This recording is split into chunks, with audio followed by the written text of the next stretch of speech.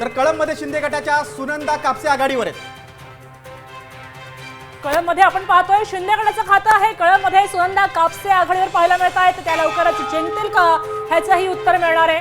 तर कळंबमध्ये शिंदे गटाच्या सुनंदा कापसे आघाडीवर आपण बघतोय राज्यभरातले कल आता हाती येत आहेत। सुनंदा कापसेंनी तिथं आघाडी घेतलेली आहे।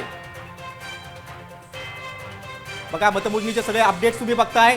कल आपल्या हाती येत आहेत, निकाल देखील हाती येत आहेत। कळंबमधील आपण चित्र पाहिलेलं आहे।